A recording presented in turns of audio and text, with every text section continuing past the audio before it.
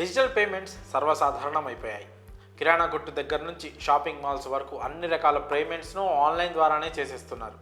చేతిలో నగదు లేకపోయినా పేమెంట్ చేసే సౌకర్యం ఉండడంతో యూపీఐ పేమెంట్స్కే జై కొడుతున్నారు జనాలు. యూపీఐ ద్వారా డబ్బు పంపడం, పొందడం ఈజీ అయిపోయింది. గూగుల్ పే, ఫోన్పే, పేటిఎం వంటి డిజిటల్ పేమెంట్ యాప్స్ ద్వారా కోట్ల రూపాయల ట్రాన్సాక్షన్స్ జరుగుతున్నాయి. ఈ పేమెంట్స్ యాప్ అందుబాటులోకి వచ్చాక చెల్లింపుల స్వరూపమే మారిపోయింది. క్షణాల వ్యవధిలోనే పేమెంట్ ప్రక్రియ పూర్తయిపోతుంది. అయితే పేమెంట్ చేసేటప్పుడు మిస్టేక్ జరుగుతోంది. ఒక నెంబర్కు బదులు మరో నెంబర్ కూడా పొరపాటున పేమెంట్ చేసేస్తుంటారు. ఆ తర్వాత పోయిన డబ్బు తిరిగి వస్తుందో రాదో అని ఆందోళన చెందుతుంటారు.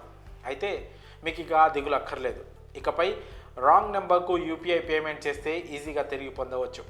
ఆర్బీఐ తీసుకొచ్చిన కొత్త రూల్తో పొరపాటున చేసిన పేమెంట్ తిరిగి పొందవచ్చు.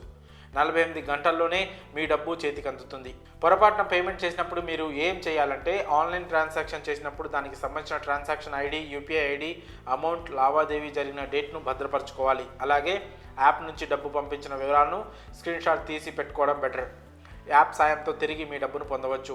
ట్రాన్సాక్షన్ జరిపిన యాప్ నుంచి కస్టమర్ కేర్ను సంప్రదించి మీ సమస్యను పరిష్కరించుకోవచ్చు. లావాదేవీకి సంబంధించిన సాక్ష్యాలను అందిస్తే రిఫండ్ ప్రాసెస్ గురించి సమాచారం అందిస్తారు. ఇక ఇలా కాకుండా మీరు ఎన్పిసిఐ పోర్టల్లో నేరుగా కంప్లైంట్ చేయవచ్చు.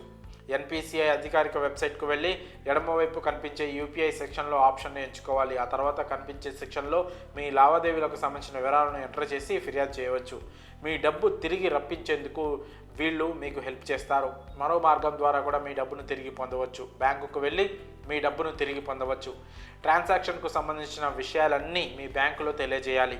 అప్పుడు బ్యాంక్ అధికారులు కోరిన వివరాలను, సంబంధిత డాక్యుమెంట్స్ను అందిస్తే రిఫండ్ కోసం ఛార్జ్ బ్యాక్ ప్రక్రియను ప్రారంభిస్తారు.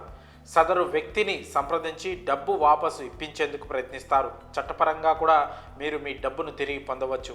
ఎవరికైతే పొరపాటున డబ్బు పంపామో ఆ వ్యక్తిని సంప్రదించి విషయం తెలియజేయాలి. పేమెంట్ వివరాలు చూపించి డబ్బును తిరిగి ఇవ్వాలని అడగాలి. ఒకవేళ డబ్బు వాపసు పంపేందుకు సదరు వ్యక్తి నిరాకరించినట్లయితే చట్టబద్ధంగా కంప్లైంట్ చేయవచ్చు. ఇలా కూడా పరిష్కారం లభించకపోతే నేరుగా రిజర్వ్ బ్యాంక్ ఆఫ్ ఇండియాకు ఫిర్యాదు చేయవచ్చు. ఆర్బీఐ తీసుకొచ్చిన ఈ కొత్త నిబంధనలు పొరపాటున వేరే వ్యక్తులకు డబ్బు పంపిస్తే ఆ మొత్తం 48 గంటల్లో తిరిగి పొందేందుకు వీలవుతుంది. అయితే ఇది బ్యాంకులు ఒకటే అయినప్పుడు 2 రోజుల్లో పరిష్కారం అవుతుంది. లేదా వేరు బ్యాంకులు అయితే మాత్రం రిఫండ్ కావడానికి కాస్త టైం పట్టే అవకాశం అయితే ఉంది. మరి ఈ ప్రక్రియల ద్వారా మీ డబ్బును వాపసు పొందవచ్చు. మరి ఈ కొత్త నిబంధనలపై మీ అభిప్రాయాలను కామెంట్స్ రూపంలో తెలియజేయండి.